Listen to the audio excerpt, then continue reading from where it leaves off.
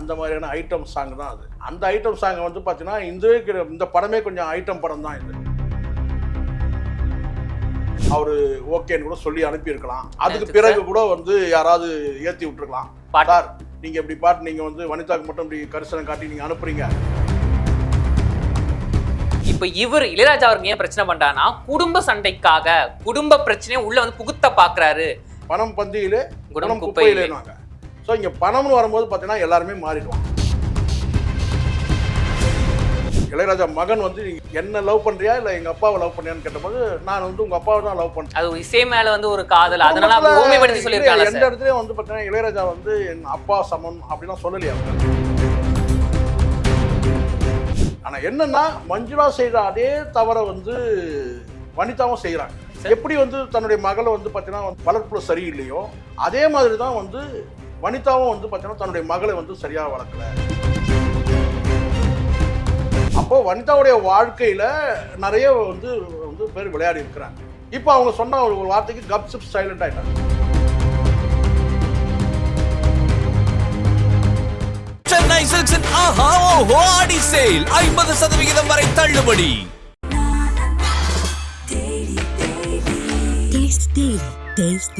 அறுவை சிகிச்சையில் கத்தி என்பது வரலாறு, ரோபோட்டிக் சர்ஜரி என்பது இன்றைய கூறு. தங்கம் புற்றுநோய் சிகிச்சை மையம் நாமக்கல் மற்றும் கான்பூர். உலகெங்கிலும் உள்ள கிங் டிவி சொந்தங்கள் அனைவருக்கும் வணக்கம்.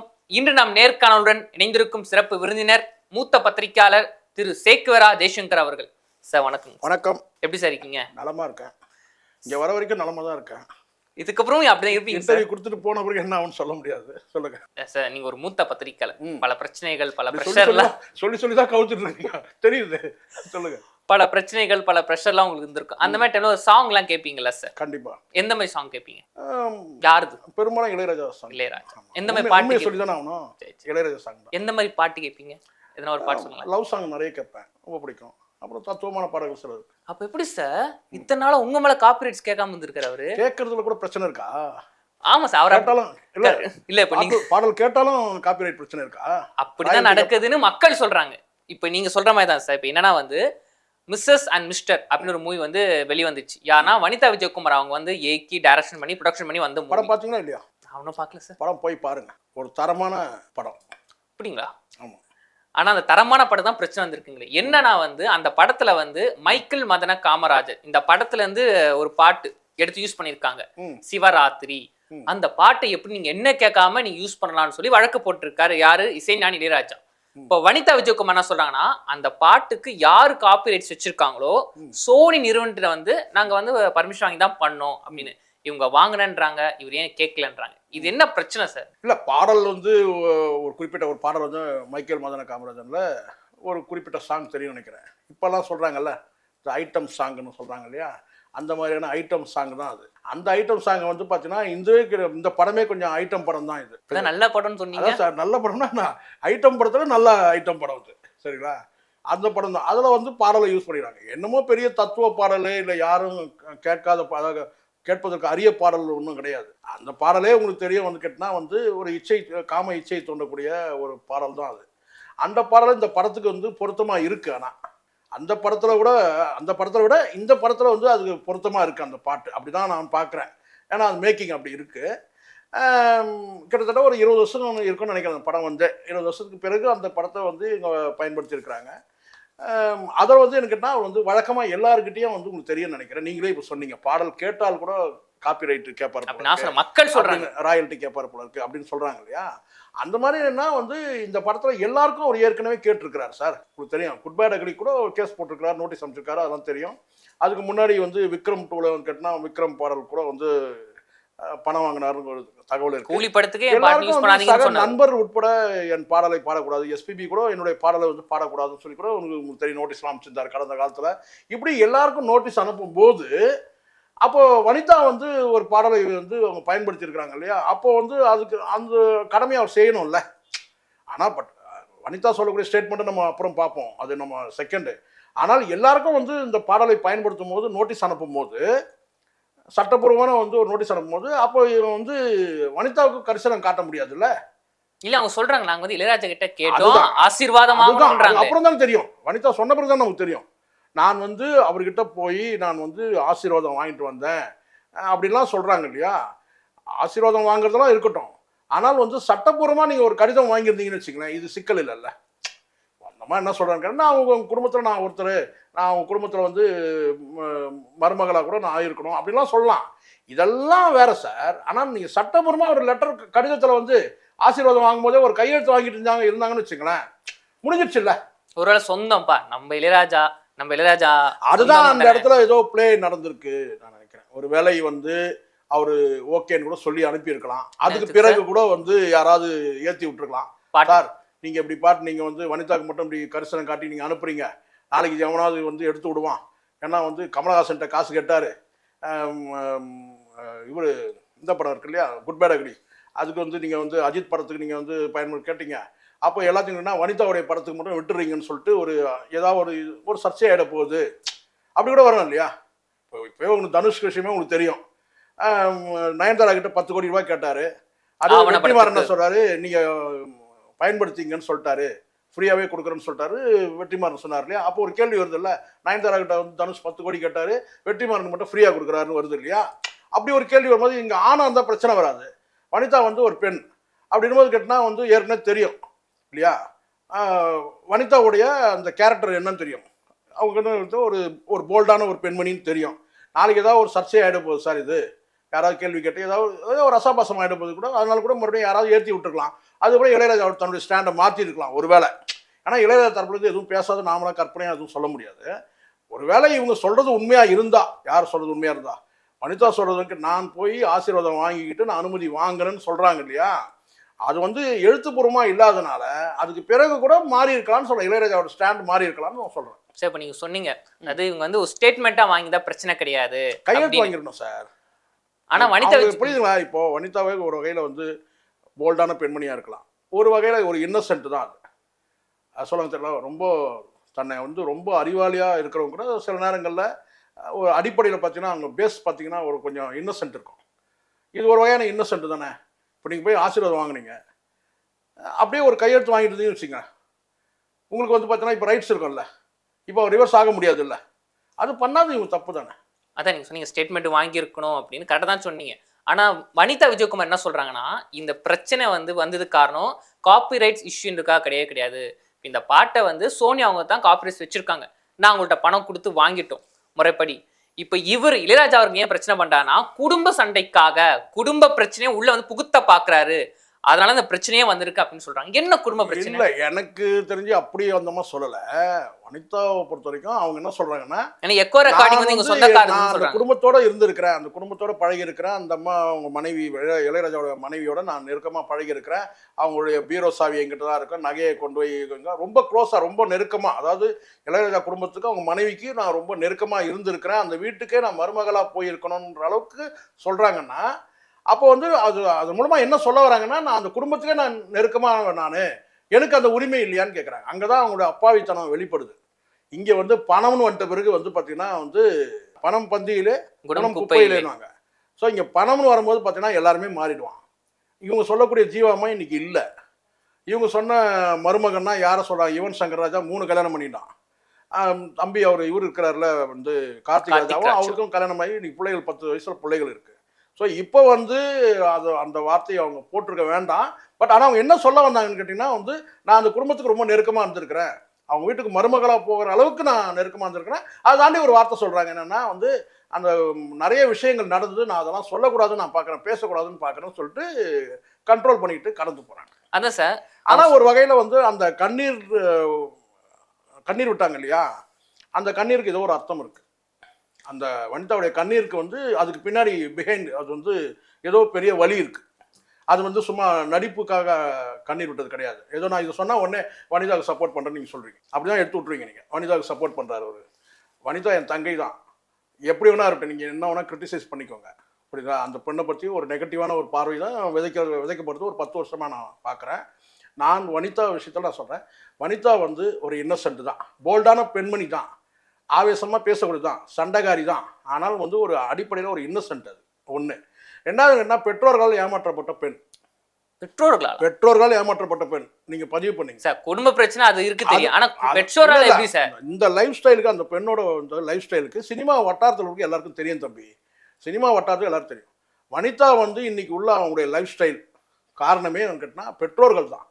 பெற்றோர்கள் கரெக்டாக வந்து அவங்கள வந்து வளர்க்க வேண்டிய நேரத்தில் கரெக்டாக அவங்க வளர்த்துருந்தாங்கன்னா பிரச்சனை இல்லை. பெற்றோர்களால் திசை மாற்றப்பட்ட பெண் இல்ல தான் சார், நீங்க வந்து ஒரு மூத்த பத்திரிக்கையாளர், எதன் அடிப்படையில் அப்படி சொல்றீங்க? எதனுடைய அடிப்படையில் நீங்கள் எல்லாத்தையும் நோண்டி கேட்டிங்கன்னா நான் வந்து அதுக்கு பலியாக மாட்டேன். ஆனால் எல்லாருக்கும் சினிமா வட்டாரத்தில் எல்லாருக்கும் தெரியும் வனிதாவுடைய இன்னைக்கு உள்ள லைஃப் ஸ்டைல் எப்படின்னு தெரியும். கடந்த காலத்தில் மஞ்சுளாவுடைய லைஃப் ஸ்டைல் என்னன்னு தெரியும். விஜயகுமாரோடைய லைஃப் ஸ்டைல் என்னன்னு தெரியும். நான் அகழ்வாராய்ச்சியெல்லாம் பண்ணுறதுக்கு நான் விருப்பப்படல, இன்னொருத்தருடைய லைஃப் அது. பட் இன்னைக்கு அந்த பெண்ணுக்கு வந்து ஒரு என்ன கேட்டால் வந்து ஒரு அந்த கண்ணீர் வந்து ஒரு பெயின் அது தெரியுது நமக்கு. இளையராஜா கௌரவமாக அதை விட்டுட்டு இருக்கலாம். இது நோட்டீஸாக அனுப்பிச்சு அந்த பொண்ணை காயப்படுத்திக்க வேண்டிய அவசியம் இல்லை. இப்போ அது காயப்படுத்தினா தான் அது எல்லாத்தையும் சொல்லுது. என்ன சொல்லுது? அந்த குடும்பத்தில் நான் வந்து மருமகளாக போயிருக்கணும், அங்கே குடும்பத்தில் நிறைய நடந்திருக்கு, நீ உங்கள் இதை விட எக்ஸ்ட்ரீமான ஒரு பதில் சொல்லுது. இளையராஜா மகன் வந்து என்ன லவ் பண்ணுறியா இல்லை எங்கள் அப்பாவை லவ் பண்ணியான்னு கேட்டபோது நான் வந்து உங்கள் அப்பாவை தான் லவ் பண்ணுறேன். அதான் சார் இப்போ அவருக்கு 2 மகன்கள், ஒன்று கார்த்திக் ராஜா, ஒன்று யுவன் சங்கர் ராஜா. நோண்டுங்க, இன்னும் நோண்டுங்க, நல்லா நோண்டுங்க. 2 மகன்கள். அப்ப அந்த 2 மகன்களை யாரு இவங்களை காதலிச்சிருக்காங்க? நம்ம எப்படி சார் வந்து வனிதா தானே சார் சொல்லணும். அதை வனிதா சொல்லக்கூடியது என்னன்னு பாருங்க சார். நீங்கள் ஏன் 2 பிள்ளைகளை பற்றி ஆராய்ச்சி பண்ணீங்க? அவங்களாம் வந்து ஒரு குடும்பத்தோடு வாழ்ந்துட்டு இருக்கிறாங்க. அவர் தம்பி கார்த்திக் ராஜாவும் வந்து ஒரு குடும்பத்தோடு வாழ்ந்துருக்காங்க. அவங்களுக்கு பிள்ளைகள்லாம் வளர்ந்துட்டு இருக்கிறாங்க. இந்த சைட்லேயும் வந்து பார்த்தீங்கன்னா வந்து இவனும் வந்து 2 டைவர்ஸை 3ஆவதாக ஒரு வாழ்க்கை. நம்ம வந்து அந்த பக்கம் போகாமல் இளையராஜாவை இவங்களே சொல்கிறாங்க, நான் இளையராஜா தான், நான் வந்து உங்க அப்பாவை தான் நான் லவ் பண்ணேன்னு போல்டா சொல்றாங்க. அது ஒரு இசை மேல வந்து ஒரு காதல், அதனால அப்படி ஊமைப்படுத்தி சொல்லிருக்காங்க. எந்த இடத்துலயும் வந்து பார்த்தீங்கன்னா இளையராஜா வந்து என் அப்பா சமன் அப்படிலாம் சொல்லலையே. அவங்க என் அப்பான்னு ஏதாவது சொல்லியிருக்காங்க இளையராஜாவை? சில பேட்டிகள் வந்து அப்பா ஏன் அப்படி பண்ணிருக்கீங்க அப்படின்னு கேட்டு அப்படிலாம் கிடையாது. இளையராஜா வந்து அப்பான்னு சொல்ல, இளையராஜாவை லவ் பண்றேன்னு சொல்றாங்க சார். இளையராஜா லவ் பண்றேன்னா மீனிங் எப்படி வேணா ஆயிடும். அது வந்து லவ்னா மீனிங் இப்படி கூட இருக்கலாமே, அவங்க மியூசிக் பிடிச்சிருக்கு அதனால அப்படி ஊமைப்படுத்தி அதுதான் சார். அதான் சொல்றேன், இசை நான் லவ் பண்ணு கூட சொல்லியிருக்கலாம். லவ்ன்றதுனாலே வந்து நம்ம வந்து உடனே பெட்ரூம் போயிடக்கூடாது சார். பார்வையை தயவு செஞ்சு புரிஞ்சுங்க. முதல்ல இங்கே வந்து சில விஷயங்கள் ரொம்ப எப்படி சொல்கிறது புரிய வைக்க தெரியல. உங்களை மாதிரி 2K கிட்ஸ்லாம் லவ்ன்றது வந்து எந்த வயசில் வயது வரம்புலாம் கிடையாது. லவ்ன்றது வேற, முழுக்க முழுக்க அஃபெக்ஷன். நீங்கள் அங்கே செக்ஸோட ஒப்பிட்டு பார்க்காதீங்க. அப்படி தான் நீங்கள் இதை பார்க்கணும். உடனே வனிதா லவ் பண்ணாலே வந்து அப்படி தான் நினைக்காதீங்க. வனிதாவோட வந்து 10 கல்யாணம் பண்ணவங்களாம் இருக்கிறாங்க. வனிதா 4 கல்யாணம் தான், 10 கல்யாணம் பண்ணவங்களாம் பெரிய ஸ்டார் நடிகையாக இருக்கிறாங்க. அப்போ நீங்கள் என்ன செய்வீங்க? அது இல்லை. வனிதா சொல்கிறதுக்குன்னா வனிதா வந்து இளையராஜா லவ் பண்ண சொன்னாலும் உடனே ஒரு தப்பான பார்வைப்படுங்க. இங்கே அஃபெக்ஷன் கூட இருக்குது. செக்ஸை மீறிய வந்து ஒரு அன்பு பரிமாற்றம் இருக்குது. அப்படி தான் நீங்கள் அதை பார்க்கணும். அந்த வகையில் அவங்க என்ன சொன்ன கேட்டால் அந்த குடும்பத்தோடு நான் நெருக்கமாக இருந்திருக்கிறேன், அவங்க மனைவியோடு நான் நெருக்கமாக இருந்திருக்கிறேன். அவங்க மனைவியோட நெருக்கமாக இருந்திருக்கும்போது கேட்டினா அவருடைய கணவரோடையும் வந்து பார்த்தீங்கன்னா நெருக்கம்னா என்ன சார்? அன்பு தான். நீங்கள் எல்லாத்தையும் வந்து பார்த்தீங்கன்னா வந்து அந்த ஒரு உறவு முறை தேவை கிடையாது. ஒருத்தர் மேலே அன்பு செலுத்தணும்னா வந்து ஒன்று நண்பராக இருக்கணும், இல்லைனா காதலராக இருக்கணும், இல்லைனா அப்பாவாக இருக்கணும், இல்லைனா அண்ணனாக இருக்கணும், தம்பியாக இருக்கணும், மாமனாக இருக்கணும், மச்சானாக இருக்கணும். அப்படிலாம் கிடையாது. உறவுகளற்ற உறவாக கூட இருக்க முடியும். எந்த உறவு அடையாளமே இல்லாமல் கூட ஒருத்தர் மேலே பிரியமாக இருக்கலாம். சரி, இவ்வளவு விஷயம் சொல்றீங்க வனிதாவுக்கு சப்போர்ட்டா, உண்மையை சொல்றீங்க சரி. நீங்க சொன்னா வனிதாவுக்கு சப்போர்ட் பண்ற மாதிரி நீங்க அப்படி ஒரு பார்வை போயிடும். அந்த உண்மையை சொல்றீங்க சரி. நான் சொல்றது அப்படி கிடையாது. அந்த பெண்ணோட லைஃப் வந்து பாத்தீங்கன்னா வந்து திசை மாறினதுக்கு அவங்க பெற்றோர்கள் காரணம் நான் சொல்றேன். அவ்வளவுதான். டீசெண்டா சொல்றேன். நான் பேரை கூட சொல்லறேன். வனிதாவுடைய லைஃப் ஸ்டைல் மாறினதுக்கு காரணமே அவங்க பெற்றோர்கள் தான். அதுக்கு பிறகு வந்து அமைஞ்ச வாழ்க்கைகள் வந்து சரியா அமையல. அது யார் மேல தப்புன்னா நம்ம அந்த ஆராய்ச்சியெல்லாம் நம்ம இப்ப பண்ண முடியாது. ஒரு குற்றவாளியா கொண்டு போயிட்டு வனிதாவையே கொண்டு போய் நிக்க வைக்க முடியாது. ஏன்னா முழுமையாக தெரியணும். புரியுதுங்களா? அதனால வந்து யாரும் இன்னொருத்தருடைய வாழ்க்கையை வந்து அளவீடு செய்ய முடியாது தம்பி. அவங்களுடைய லைஃப் ஸ்டைலை அவங்க வாழ்ந்துட்டு இருக்காங்க. என்ன ஒரு வருத்தம் ஒன்று இருக்குது இந்த இடத்துல. என்னன்னு கேட்டிங்கன்னா, ஒரு திரைப்படத்தை வந்து அவங்க தயாரிச்சிருக்கிறாங்க. அது வந்து அவங்க குடும்ப அதான் அந்த அவருடைய மகள் சார்பாக தான் அந்த படம் தயாரிக்கப்பட்டிருக்கு. இதெல்லாம் ஓகே. ஆனால் என்னன்னா மஞ்சுளா செய்த அதே தவறை வந்து வனிதாவும் செய்கிறாங்க. மஞ்சுளா அவர்கள் என்ன தப்பு செஞ்சாங்க சார்? எப்படி வந்து தன்னுடைய மகளை வந்து பார்த்தீங்கன்னா வந்து வளர்ப்புல சரியில்லையோ அதே மாதிரி தான் வந்து வனிதாவும் வந்து பார்த்தீங்கன்னா தன்னுடைய மகளை வந்து சரியாக வளர்க்கலன்னு மீன்ஸ் எப்படி சொல்ல கேட்டால் இந்த சினிமாவில் கொண்டு வந்து இந்த குப்பையில் கொண்டு வந்து தள்ளாமல் ஒரு IAS IPS படிக்க வச்சிருக்கலாம். அவங்களுக்கு இருக்கிற செல்வாக்குக்கு. சினிமா விமர்சகர் நீங்களா சினிமா குப்பைன்றீங்க சார். சினிமா குப்பைலாம் இருக்கலாம் சார், தப்பு இல்லை, குப்பை தான். நான் சொல்கிறேன் சினிமா குப்பை தான். அந்த குப்பையிலேயே வந்து பார்த்தீங்கன்னா வந்து சில உங்களுக்கு தெரியும்ல, குப்பையில் சில நல்ல பொருள்லாம் கிடைக்கும், குப்பையில் சில மாணிக்கெல்லாம் கூட இருக்கும். அந்த மாதிரி சில படங்கள் வருது. சினிமான்றது வந்து பார்த்தீங்கன்னா குப்பையாக தான் இருக்குது. அந்த குப்பையை வந்து பார்த்தீங்கன்னா வந்து அங்கே வந்து கிளறும்போது தான் தெரியும் அதில் எது நல்லது இருக்குது கெட்டது இருக்குன்றது. அப்படி இருக்கும்போது ஏன் அந்த குப்பையில் தெரிஞ்சே வந்து போய் தள்ளணும்? அதோட அந்த பொண்ணை வந்து ஒரு ஐஏஎஸ் ஐபிஎஸ் படிக்க வச்சலாம், இல்லை ஒரு டாக்டர் ஆக்கியிருக்கலாம். இன்னும் எவ்வளோ வந்து துறைகள் இருக்குது. பெண்கள் வந்து ஆளுமை செய்யக்கூடிய துறைகள் எவ்வளோ இருக்குது. சரி, நீங்க இவ்வளவு சொல்றீங்க, அப்போ வனிதா விஜயகுமார் அவங்க பொண்ணுக்கு பண்ணிருக்கலாமே, அப்போ உங்க சினிமா துறையை கொண்டு வராங்க சார். நான் சொல்கிறேன், அதை தான் சார் நானும் சொல்கிறேன். இப்போ நான் சொல்லக்கூடியதா அதான் நான் சொல்கிறேன், நீங்கள் இன்னும் புரிஞ்சுக்கலன்னு ஓ நினைக்கிறேன். தாய் இந்த தவிர அதே தவிர தொடர்றாங்க. செய்த அந்த தவறை வந்து வனிதாவும் செய்யக்கூடாதுன்றேன். நான் நல்ல எண்ணத்தில் தான் சொல்கிறேன். எனக்கு வந்து கிரிட்டிசைஸ் பண்ண கிடையாது. சினிமா என்பது வந்து கேட்டிங்கன்னா வந்து அவங்க பட்ட கஷ்டம் போது எவ்வளோ பெயின் இருக்குது, அந்த பொண்ணோட ஒரு கண்ணீரில் வந்து எவ்வளோ வலிகள் இருக்குது நம்ம பார்க்குறோம். வாழ்க்கை சரியா அமையல, பிள்ளைகள் கூட இல்லை, பெத்த பிள்ளையே தனியாக இருக்கிறான், அப்பா வந்து தாத்தா கிட்ட இருக்கிறான், பிள்ளைகள் இப்படி நிறைய கஷ்டங்கள் எவ்வளோ இருக்கும் இல்லையா? அப்போது வந்து அந்த வழிகள்லாம் சுமந்துட்டு இருக்கும்போது கேட்டினா அடுத்ததாக வந்து பார்த்தீங்கன்னா இன்னொரு 5 வருஷம் போனால் இந்த பொண்ணு தனிச்சையாக வந்து கேட்டினா எல்லா முடிவும் எடுக்கக்கூடிய பொண்ணாயிடும்.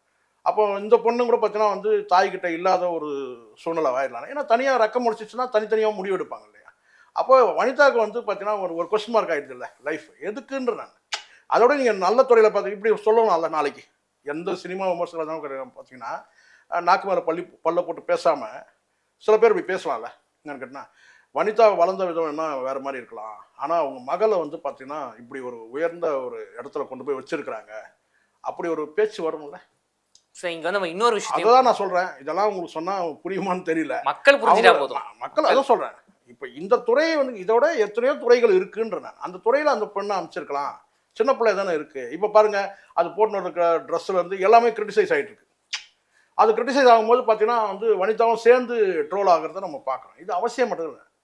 தன்னுடைய தாய் எப்படின்னா இருக்கட்டும், மகளை வந்து பார்த்தீங்கன்னா எப்படி வளர்த்துருக்குறாங்க, அப்படி ஒரு பேர் வரல இல்லை.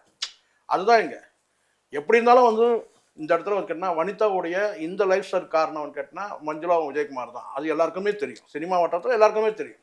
நம்ம அதில் ஆழமாக நம்ம அதுக்குள்ளே போக முடியாது. ஆனால் வனிதா என்ன பண்ணாங்க தன்னுடைய மக்களை, அவங்களும் அதே தான் பண்ணாங்க, சினிமாவில் தள்ளி விட்டாங்க. அப்படி இருக்கக்கூடாதுல்ல, அதுதான் நான் சொல்கிறேன். ஸோ இங்கே வந்து நம்ம இன்னொரு விஷயத்தையும் பார்க்கணும். ஏன்னா வனிதா விஜயகுமார் அவங்க மேலே கேஸ் போட்ட உடனே ஒரு பேட்டி கொடுத்தாங்க, அழுதுகிட்டே கொடுத்தாங்க, இளையராஜா அவர்கள் இப்படி பண்ணிட்டாங்களே அப்படின்னு. இப்போ சமீபத்தில் இன்னொரு பேட்டி கொடுத்துருக்காங்க. அதில் வந்து ரொம்ப போல்டாக சொல்லியிருக்காங்க. என்ன சொல்லியிருக்காங்கன்னா, இங்கே பாருங்க, ஏன் மேலே தப்பு கிடையாது, காப்பிரைட் சார்ட்டர் இருக்குன்னு அவங்கள்ட்ட கேட்டு வாங்கிட்டேன். இப்போ நான் பேசுகிறேன்ல, இதே மாதிரி இசைஞானி இளையராஜா அவர்கள் அப்பா வந்து பேச சொல்லுங்க, அவர் வந்து கேட்கறதுக்கு எந்த ஒரு உரிமையும் கிடையாது. ஏன்னா அவர்கிட்டே காப்பிரைட்ஸ் இல்லை, யார்கிட்ட இருக்கோ அவங்கள்ட்ட வாங்கிட்டோம். இவர் வந்து எங்க மேல குற்றச்சாட்டு வைக்கிறார்ல, இவர் வந்து மீடியா முன்னாடி பேச சொல்லுங்க, என்ன இவர் மேல நான் நினைக்கிறேன் என்ன ஒரு மாற்றம். அப்ப அழுதுட்டே பேசினாங்க, இப்போ போல்டா கேக்குறாங்க. இப்போ வனிதா வந்து பேசக்கூடிய சில வார்த்தைகள், அந்த குடும்பத்துக்கு நான் மருமகளை போயிருப்பேன், நான் வந்து அவர்கிட்ட ஆசீர்வாதம் கேட்டு வந்துட்டேன், அவங்க அம்மா அந்த ஜீவா அம்மாவோட நான் நெருக்கமா இருந்தேன், அப்படிலாம் அவங்களாம் சொல்றாங்க இல்லையா? இதன் மூலமா வந்து இளையராஜாவுக்கு வந்து அதிரடியாக வந்து வனிதா இப்படி பேசுனதுனால இளையராஜா சைடில் கப் சிப்னு ஆகிட்டாங்கன்னு தான் நான் நினைக்கிறேன். ஏன்னா எப்பவுமே சம்மன் இல்லாமல் ஆஜராகக்கூடிய கங்கை அமரனே வந்து பார்த்தீங்கன்னா கப் சிப்னு ஆகிட்டார். என்னமோ போய் சின்மயி விஷயத்தில் போயிட்டு பொங்குனார்ல யாரு, இந்த கங்கை அமரன், நான் உனக்கு துணையாக இருப்போமா, முதலமைச்சர் வீடு கூட இங்கே தான் இருக்கு, பார்த்துக்கோ, முதலமைச்சர் வீடு கூட இங்கே தான் இருக்குது, எனக்கு பயம் இல்லை, நான் பார்ப்பேன், இங்கே பண்ணார்ல. இப்போ வனிதா விஷயத்தில் வந்து பேச வேண்டியது தானே, தெரியுதுங்களா? இப்போ தலைமுறை ஆயிட்டாரு யாரு, கங்கை அமரன் தலைமறைவு தானே உண்மை. ஆமா, அண்ணனுக்கு ஒரு பிரச்சனை தம்பி வந்தாங்களா. இங்க இன்னொருத்தர் விஷயத்துல போய் நம்ம வந்து நீங்க தலையிட்டு பஞ்சாயத்து பண்றீங்கல்ல, அது சின்மயி விஷயம். சின்மயே வந்து பிசஸ் வைரமுத்து, அதில் போய் நீங்கள் மூக்க நுழைக்கிறல்ல, இந்த கங்கை அமரன் தான் சொல்கிறேன். பைத்தியம் கூட போய் பேசணும் நம்ம பார்த்தோம் இல்லை, மென்டல் ஹாஸ்பிட்டலேருந்து எழுந்து வந்தால் எப்படி இருக்கும் இது, அதுவும் மென்டல் ஹாஸ்பிட்டலேருந்து மார்ச்சுவரியிலேருந்து வந்து பணம் எழுந்து வந்தால் எப்படி இருக்கும், அப்படி தான் நீங்கள் வந்து அங்கே போய் உட்காந்து நீ பேச வந்தால் நம்ம பார்த்தோம் இல்லையா? இப்போ நீங்கள் வந்து இதுக்கு என்ன பதில் சொல்லுவேன்? வனிதாவுடைய அந்த சேலஞ்ச் இருக்குல்ல, சவால், அது வந்து ஏற்கனவே அது ஓப்பனாக சொல்லிச்சு, நான் எங்கள் அப்பனே நான் பார்த்தேன் சொன்னேன், எங்கள் அப்பையே நான் பார்த்தேன். அதனால் போல்டான ஒரு பெண்மணி, அப்படிதான் சொல்கிறது. அப்படி இருக்கும்போது அந்த அந்த சேலஞ்ச், வனிதாவுடைய சேலஞ்சுக்கு கங்கை அமரன் பேசுவாரா ஏதாச்சும்? கப் சிப்னு இருக்கும் சைலண்டா. ஏன்னா அவருக்கே தெரிஞ்சிருக்கு யார் மேல தப்பு இருக்கு அப்படின்னு. ஏன்னா இந்த இடத்துல வனிதா சொன்ன அந்த ஒரு வார்த்தை தான் அந்த குடும்பத்தில் நிறைய நடந்திருக்கு, அதெல்லாம் நான் பேச வேணான்னு பார்க்குறேன், அதில் ஆஃப் ஆயிட்டாங்க மொத்த பேரும். அப்போ வந்து இந்த நாய் அதில் பயத்தில் போக போக வெளியே வந்துடும். ஆமாம், அப்படின்னு நீங்கள் சொல்கிறீங்க. ஆமாம், ஏன்னா வனிதாவுடைய வாழ்க்கையில் நிறைய பூந்து விளையாடிட்டாங்க. வாழ்க்கையில் வனிதாவுடைய வாழ்க்கையில் பல பேர், அந்த பல பேரில் வந்து இவங்களும் கூட இருக்கலாம். அவங்க சொன்னதுன்னா அந்த குடும்பத்தில் நிறைய விஷயங்கள் நடந்திருக்கு, அதெல்லாம் நான் சொல்லக்கூடாதுன்னு பார்க்குறேன்னு சொல்கிறாங்க இல்லையா? அந்த குடும்பத்தில் நான் மருமகளாக போகணும்னு நான் சொல்கிறாங்களா? இதெல்லாம் வாழ்க்கை தானே சார், நீங்கள் தப்பாக எதுவும் புரிஞ்சிக்கூடாது, நான் ரொம்ப தெளிவாக பேசுகிறேன் நான். அப்போது வனிதாவுடைய வாழ்க்கையில் நிறைய வந்து வந்து பேர் விளையாடி இருக்கிறாங்க. இப்போ அவங்க சொன்ன ஒரு வார்த்தைக்கு கப் சிப் சைலண்ட் ஆகிட்டாங்க, இவ்வளோதான். இதை தாண்டி நம்ம எதுவும் பேசக்கூடாது. யாரையும் வந்து ஒரு ஒரு பார்வை ஒன்று இருக்குது, என்னன்னு கேட்டிங்கன்னா, ஒரு குற்ற பார்வையா இல்லை ஒரு ஏளன பார்வையா ஒரு கேவலமான பார்வையை வந்து வனிதா மேலே வந்து பார்க்குறது தவறு. இங்கே சில பேர் இருக்கிறாங்க, ஷகிலானா அவங்க மேலே ஒரு பார்வை இருக்குது, அவங்க என்ன வந்து ஆபாசமாக நடித்த நடிகை தானே அப்படின்னு இருக்குது. அவங்களோட மோசமாக குத்தாட்டம் போடுற கதாநாயகிலாம் இருக்கிறாங்க. ஆனால் அங்கே போய் பொக்கே கொண்டு போய் நீட்டு ஈன்னு பல்ல இழிக்கிறானுங்க. நம்ம பார்த்து தானே இருக்கிறோம். உண்மைதானே நான் சொல்கிறது? அது மாதிரி சில நடிகைகள் மீது ஒரு கேவலமான ஒரு பார்வையை விதிக்கிற அந்த பார்வையை போடுற அந்த சொசைட்டி நம்ம பார்க்குறோம். நான் வந்து சினிமா சொசைட்டி மட்டும் சொல்ல, பொதுவாக சொல்கிறேன் நான். இதை கூட இந்த கமெண்ட்டு கூட பின்னாடி வருவாங்க, எனக்கு அதை பற்றிலாம் இல்லை. குறிப்பிட்டு ஒரு நடிகை அப்படி பார்க்காதீங்க. இங்கே 5 கல்யாணம் பண்ணவங்க, 6 கல்யாணம் பண்ணுறவங்க, 8 கல்யாணம் பண்ணவங்களாம் இருக்கிறாங்க. அதனால் வந்து அவர் 4 கல்யாணம் பண்ணிக்கிட்டா 3 கல்யாணம், அது அவங்க தனிப்பட்ட வாழ்க்கை, அவங்களுக்கு வந்து அவங்களுடைய ஃபேட், அவங்களுடைய விதி இப்படி தான் நடக்கணும்னு இருக்குது, அது நடக்குது, அவ்வளோதான். அதை வச்சே வந்து அந்த பெண்ணோட வந்து திறமையோ இல்லை அந்த பொண்ணோட வந்து பார்த்தீங்கன்னா வந்து கேவலப்படுத்தி பேசுறதுன்றது தப்பான விஷயம் நான் பார்க்குறேன். இளையராஜா விஷயத்தில் அவங்க வந்து வெளிப்படையாக பேசுறது எனக்கு ரொம்ப அந்த விஷயத்தில் கேட்டால் ஓப்பனாக, இன்னும் கூட ஓப்பனாக இறங்கியிருந்தாங்கன்னா அவங்க ரொம்ப அசிங்கப்பட்டிருப்பாங்க நான் நினைக்கிறேன். யாரும் இளையராஜா சைடில் சொல்கிறேன். இப்போ எல்லாரும் என்ன சொல்கிறாங்க, இளையராஜாவுக்கு சரியான நாக் அவுட் கொடுத்தாங்க. இப்போ புரியுதுங்களா? பெரிய பெரிய ஜாமான்லாம் வந்து பம்மிட்டு போகிறானுங்க, ராயல்ட்டி கேட்டால், காப்பிரைட் கேட்டால். ஆனால் திருப்பி அடிச்சது இல்லை வனிதா பொறுத்த வரைக்கும். இதுதான். அதனால் சில நேரங்களில் இப்படிலாம் அசிங்கப்படணும்னு சொல்லிட்டு இருந்தால் அசிங்கப்பட வேண்டியது தான். அற்பத்துக்கு ஆசைப்படக்கூடாது சார், சொல்லுவாங்க தெரியுங்களா? அற்பத்தனமான விஷயத்துக்கு ஆசைப்பட்டு அசிங்கப்படுத்திக்கூடாது. இளையராஜா நீ உங்களோட எவ்வளோ உயரமாக தூக்கி வச்சு, ஏன் இதே கங்கை அமரன் இதே இளையராஜா வந்து காப்பிரைட் விஷயமா பேசும்போது கேட்டினா பணம் அலையறான்னு சொல்லி பேசணும் ஒரு பேட்டியில் சொல்லியிருந்தாருங்களா? அதுக்கப்புறம் உங்கள் நிலைப்பாட்டை மாற்றிட்டீங்கன்னா இன்றைக்கி வந்து அண்ணனுக்கு சப்போர்ட் பண்ணுறேன், இது ஒரு கேவலமாக இல்லை உனக்கு? இல்லை தேவையில்லாமல் இன்னொருத்தர் விஷயத்தில் போய் தலையிடுறீங்க. பார்த்தீங்கன்னா ஒரே 1 மாதம் தான் அசிங்கப்பட்டீங்கன்னா நீங்கள். போன மாதம் அங்கே என்னன்னு கேட்டிங்கன்னா வந்து நான் வந்து சின்மை, நான் உனக்கு துணை இருப்போமா, அப்படிமா இப்படிமா என்ன பொங்குன அப்படியே. இப்போ என்ன ஆச்சு? வடிவேல் காமெடி, அது போன மாதம், அது இந்த மாதம். இப்போ இந்த மாதம் பாரு, உங்கள் அண்ணன்ல எல்லாரும் சேர்ந்து மொத்த குடும்பமாக அசிங்கப்படுது. இப்போ ஒரே வார்த்தை தான், அந்த குடும்பத்தில் நிறைய விஷயம் நடந்திருக்கு, நான் அதெல்லாம் பேசக்கூடாதுன்னு பார்க்குறேன்னு சொல்லுது. அப்போனா இந்த நிமிஷம் வரைக்கும் வனிதா வந்து கண்ணியத்தை வந்து கடைபிடிக்குது, அதெல்லாம் கப்சிப்னு மூடிட்டாங்க, அவ்வளோதான் மேட்டர். சரி, என்னோட கடைசி கேள்வி சார். இப்போ வந்து கோர்ட் என்ன சொல்லியிருக்காங்கன்னா, இப்போ இந்த ஒரு பிரச்சனையில வந்து வனிதா சைட்ல இருந்து அவங்க வந்து ஸ்டேட்மெண்ட் கொடுக்கணும் 1 வாரத்துக்குள்ள என்ன நடந்ததா அப்படின்னு. இப்போ இதை பத்தி நான் நினைக்கிறீங்க? சட்டப்பூர்வமாக அணுகுவாங்க சார் இந்த விஷயம். சட்டப்பூர்வமாக சட்டம் என்ன சொல்லுதோ அதுதான். இல்லை சட்டப்பூர்வமாக போனாலும் யார் பக்கம் நியாயம் இருக்கும்? அப்படி இல்லை, நம்ம இது சட்டப்பூர்வமாக வந்து விஷயத்தை வந்து கேட்டால் நம்ம மேலோட்டமாக ஒரு பார்வையாக சொல்ல முடியாது. இது வந்து பஞ்சாயத்து கிடையாது, இது முழுக்க காப்பிரைட் சம்மந்தமான காப்பிரைட் ஆக்ட் இருக்குது, ராயல்ட்டி சம்மந்தமான விஷயம். இதில் வந்து நம்ம அதுக்குள்ளே தெரியாமல் வந்து நம்ம உள்ளே போயிட்டு நம்ம பதிப்புரிமை காப்புரிமை தெரியாமல் சட்டம் தெரியாமல் உள்ளே நுழைஞ்சு போயிட்டு மேலோட்டமாக நம்ம வந்து நியாயம்லாம் கற்பிக்க முடியாது. எல்லாரும் சொல்லுவாங்க என்னன்னு கேட்டால், ஏங்க அவர் தான் படத்தில் வந்து மியூசிக் போட்டார், பணம் வாங்கிட்டார், அப்புறம் என்னங்கன்னு சொல்லலாம். இது வந்து ஒரு மேலோட்டமான பார்வை. ஆனால் காப்பிரைட் விஷயமா வந்து காப்புரிமையும் பதிப்பு உரிமையும் வந்து என்ன சொல்லப்பட்டிருக்குன்றது நம்ம முழுமையாக தெரிஞ்சால் தான் நம்ம பேச முடியும். அந்த வகையில் வந்து கேஸ் வந்து அட்மிட் ஆகி கேஸ் ஏற்கனவே நடந்துகிட்ருக்கு பல வழக்குகள். இந்த வழக்கில் வந்து கேட்டால் வந்து அவங்க சட்டப்பூர்வமாக வந்து அணுகலாம், அல்லது இன்னும் கூட பஸ்ட் ஆகலாம். யார்? வனிதா. ஸோ பஸ்ட் ஆகிட்டா உங்களுக்குலாம் வேலை கரெக்டாக.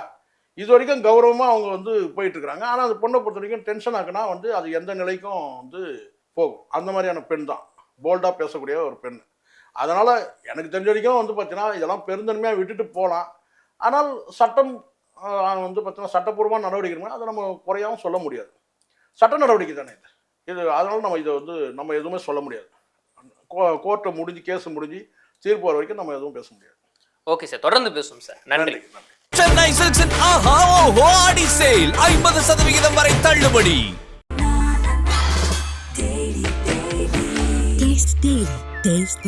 அறுவை சிகிச்சையில் கத்தை என்பது வரலாறு, ரோபோட்டிக் சர்ஜரி என்பது இன்றைய கூறு. தங்கம் புற்றுநோய் சிகிச்சை மையம், நாமக்கல் மற்றும் கான்பூர்.